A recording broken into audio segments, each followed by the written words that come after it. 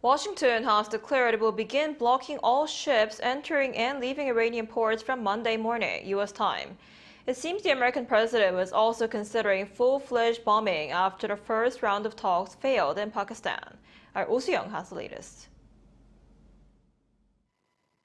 U.S. forces will begin blockading maritime traffic in and out of Iranian ports from Monday after negotiations between Washington and Tehran broke down in Islamabad.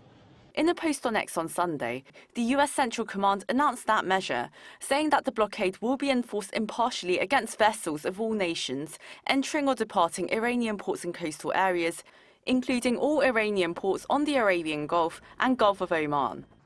CENTCOM, however, clarified its forces would not impede freedom of navigation for vessels transiting the Strait of Hormuz to and from non-Iranian ports.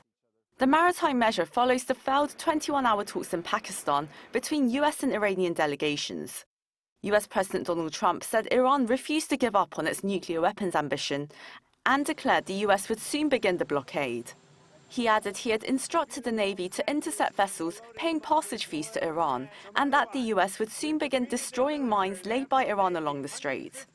Experts say the failure of the first round was perhaps expected, but should not lead to escalation.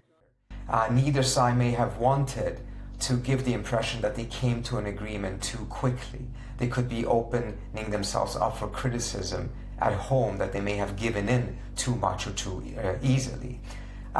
So in and of itself, that is not necessarily the problem. But if on substance they remain this far away from each other and there is escalation simultaneously, that certainly doesn't bode well.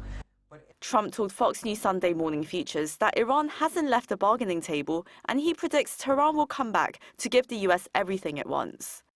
The Wall Street Journal reported the same day that Trump and his advisors are considering limited military strikes in Iran, in addition to the U.S. blockade of the Strait of Hormuz, as a way to break a stalemate in peace talks. Although the White House declined to discuss specific options, officials told the Journal that hours after the Islamabad talks collapsed, the president considered resuming a full-fledged bombing campaign, though less likely, or a more temporary blockade. He also reportedly remains open to a diplomatic solution. In the meantime, Oman has called for an extension to the 2-week ceasefire set last Tuesday to allow more time for the US and Iran to continue dialogue. Soo-young, ArirangNews.